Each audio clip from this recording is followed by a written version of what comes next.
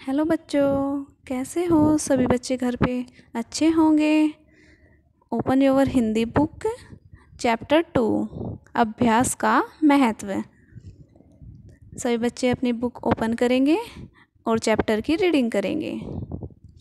पाठ प्रवेश शुरू करते हैं। पाठ प्रवेश। ईश्वर हम सबको बुद्धि देता है। सभी के अंदर कोई न कोई प्रतिभा छिपी होती है। जो उस प्रतिभा को पहचान कर परिश्रम करता है, सफलता उसके कदम चूमती है। इस पाठ में एक ऐसे ही बालक की कहानी बताई गई है जो प्रारंभिक असफलताओं के बाद अपनी प्रतिभा को निखारता है और एक महान व्यक्ति बनता है। बच्चों, इस पाठ में एक ऐसे बालक की कहानी बताई गई है जो बार बार असफल होने के बाद भी मेहनत करता है और एक महान व्यक्ति बनता है। शुरू करते हैं। बहुत समय पहले की बात है।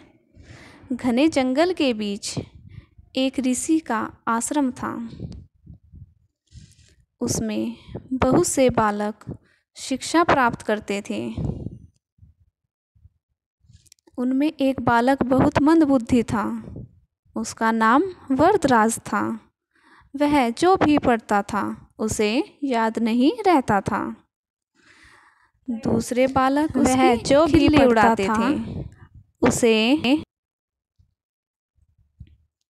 कोई छात्र कहता, वरदराज, जब भगवान बुद्धि बांट रहे थे तब तुम कहाँ थे? तब दूसरा छात्र उत्तर देता, यह बेचारा तो उस समय खाना खा रहा था। तब तीसरा बोलता, नहीं, तब तो यह आराम से घोड़े बेचकर सो रहा था। यह कहकर वे जोर से हंस पड़ते। आश्रम में कोई उसे बुद्धू कहता तो कोई मूर्खराज। आश्रम में पढ़ाने वाले शिक्षक भी उसके बारे में ऐसी ही बातें करते थे। एक दिन उससे अप्रसन्न होकर एक शिक्षक ने कहा, वरदराज, तुम्हें तो ब्रह्मा भी नहीं पढ़ा सकते। ऐसी बात सुनकर वरदराज का मन दुखी हो जाता। वह कोशिश तो करता था लेकिन उसे सफलता नहीं मिलती थी। उसके साथ के बच्चे अगली कक्षाओं में पढ़ते जाते लेकिन वह वहीं का वहीं था। एक दिन निराश होकर ऋषि ने उससे कहा, वरदराज, पढ़ना लिखना तुम्हारे वश का काम नहीं है। मुझे लगता है तुम्हारे भाग्य में विद्या नहीं है। इससे तो अच्छा यही है कि तुम अपने घर जाओ और वहाँ का कामकाज देखो।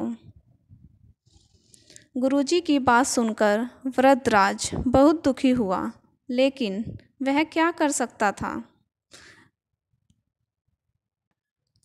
गुरुजी के चरण छूकर और अपने साथियों से मिलकर वह आश्रम से चल पड़ा। उसका गांव दूर था। रास्ते में चलते चलते दोपहर हो गई। उसे भूख लग आई थी। गुरुजी ने रास्ते में खाने के लिए थोड़ा खाना दिया था। रास्ते में एक जगह कुआं आया।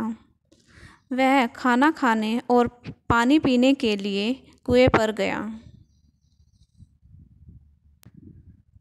वहाँ उसने देखा कि पानी भरने वाली रस्सी की रगड़ से कुएं पर रखे पत्थर में गहरे निशान बन गए हैं।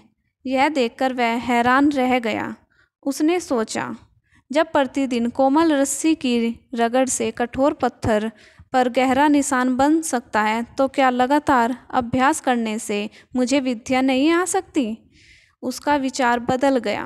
मन में निराशा का भाव जाता रहा। उसने मन में संकल्प किया, मैं अब कड़ा परिश्रम करूँगा, प्रतिदिन खूब अभ्यास करूँगा, फिर देखता हूँ कि मुझे विद्या कैसे नहीं आती। वह आश्रम में लौट आया। अब उसे न भूख का ध्यान था न नींद का। वह विद्या के अभ्यास में जुट गया। कुछ ही दिनों में उसकी गिनती आश्रम के तेज विद्यार्थियों में होने लगी। यह देखकर गुरुजी भी बहुत प्रसन्न हुए। यही वरदराज बड़ा होकर संस्कृत का बहुत बड़ा विद्वान बना। तो बच्चों, वरदराज की कहानी से हमें यह शिक्षा मिलती है कि लगन और अभ्यास के बल पर असंभव लगने वाला कार्य भी संभव हो जाता है। Thank you.